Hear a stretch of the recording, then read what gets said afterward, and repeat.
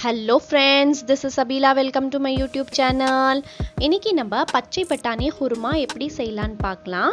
So வீடியோக்குள்ளே போகிறதுக்கு முன்னாடி சேனல் இப்போ தான் ஃபஸ்ட் டைம் விசிட் பண்ணியிருக்கீங்கன்னா கண்டிப்பாக சப்ஸ்கிரைப் பண்ணிவிட்டு பெல் பட்டன் ப்ரெஸ் பண்ணிக்கோங்க.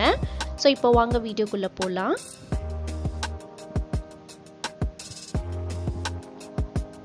ஸோ ஒரு ப்ரெஷர் பேன் எடுத்துக்கோங்க. அதில் வந்து 4 ஸ்பூன்ஸ் நல்லெண்ணெய் போட்டுக்கோங்க.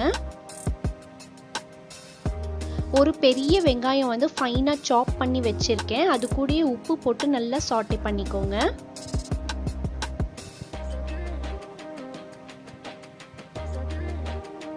ஸோ பாருங்கள், இந்த அளவுக்கு ட்ரான்ஸ்பரண்ட் பண்ணிக்கோங்க. இப்போ கொஞ்சம் கறி லீவ்ஸும் 2 பச்சை மிளகாய் போட்டு நம்ம ஃப்ரை பண்ணிக்கலாம்.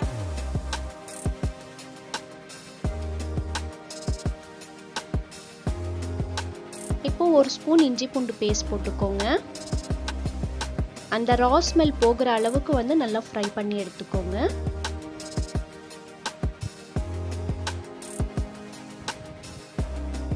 இப்போ ஒரு பெரிய தக்காளி வந்து நல்லா கட் பண்ணி போட்டுக்கோங்க. அந்த டொமேட்டோ வந்து நல்லா மேஷ் பண்ணி நீங்கள் ஃப்ரை பண்ணிக்கோங்க. அது நல்லா சாஃப்ட் ஆகட்டும். ஸோ பாருங்கள், இந்த மாதிரி இது நல்லா சாஃப்ட் ஆகட்டும். இப்போ நம்ம ட்ரை மசாலாஸ் போட்டுக்கலாம். 1/2 ஸ்பூன் மஞ்சத்தூள், 1 spoon chilli powder, 1 spoon jeera powder, 2 spoon தனியா பவுடர் போட்டுக்கோங்க. நல்லா சாட்டே பண்ணிக்கலாம். இது வந்து ட்ரை மசாலாஸ் போட்டுட்டு பிறகு கொஞ்சமாக தண்ணி போட்டு நீங்கள் ஃப்ரை பண்ணிக்கோங்க, இல்லைன்னா அது அடி பிடிச்சிக்கும்.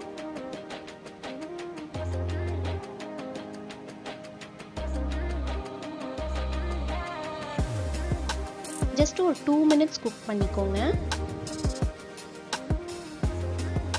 இப்போ வந்து நம்ம பச்சை பட்டாணி வந்து போட்டுக்கலாம். நான் வந்து 1 கப் எடுத்திருக்கேன். ஸோ இது நல்லா ஃப்ரை பண்ணிக்கோங்க. அந்த மசாலாவில் வந்து நல்லா மிக்ஸ் பண்ணிக்கோங்க. நீங்கள் ஃப்ரோசன் பச்சை பட்டாணி எடுக்கிறீங்கன்னா நீங்கள் வந்து 6 மணி நேரம் வந்து ஊற வச்சுட்டு நீங்கள் போடுங்க.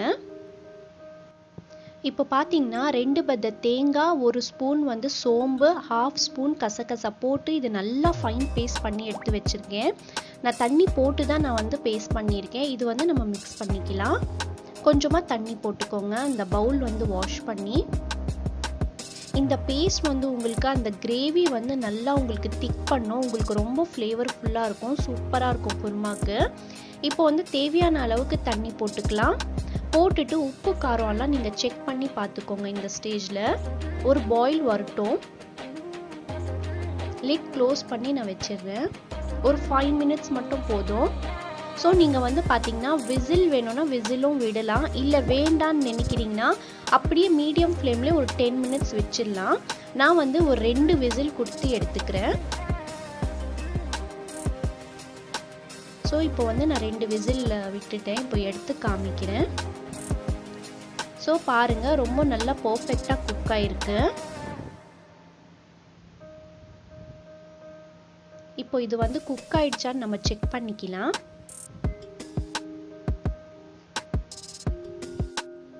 பாருங்கள், பர்ஃபெக்டாக குக் ஆகிருக்கு. இப்போ வந்து நம்ம கொஞ்சம் கொத்தமல்லி போட்டுக்கலாம். மேலே போட்டு நல்லா மிக்ஸ் பண்ணிக்கோங்க.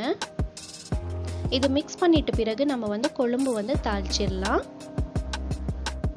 1 ஸ்பூன் நல்லெண்ணெய் போட்டுக்கோங்க, 1 ஸ்பூன் ஜீரா, கொஞ்சமாக கறி லீவ்ஸ், ஹிங்கு வந்து 1/2 ஸ்பூன் போட்டுக்கோங்க. கொஞ்சமாக சாட்டே பண்ணிக்கலாம்.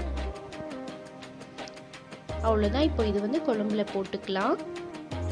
இந்த குருமா வந்து பார்த்திங்கன்னா ரைஸு, இட்லி, தோசை, சப்பாத்தி, இடியாப்பம்கெல்லாம் ரொம்ப நல்ல ஒரு காம்பினேஷன். இதே மாதிரி மெத்தடில் ட்ரை பண்ணி எனக்கு கமெண்ட்டில் சொல்லுங்கள். ஆல்ரெடி வந்து பார்த்திங்கன்னா பச்சை பட்டாணியில் வந்து பார்த்திங்கன்னா மசாலா அப்புறமா வறுவல் வந்து நான் செஞ்சுருக்கேன். அந்த லிங்க் வந்து நான் இந்த வீடியோ எண்டில் கொடுக்குறேன். கண்டிப்பாக நீங்கள் இந்த வீடியோவும் விசிட் பண்ணி பாருங்கள்.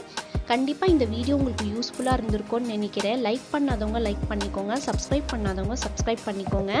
ஓகே ஃப்ரெண்ட்ஸ், நான் அடுத்த வீடியோவில் பார்க்குறேன். அது வரைக்கும் stay positive, be positive and think positive. Thank you so much. Thanks for வாட்சிங்.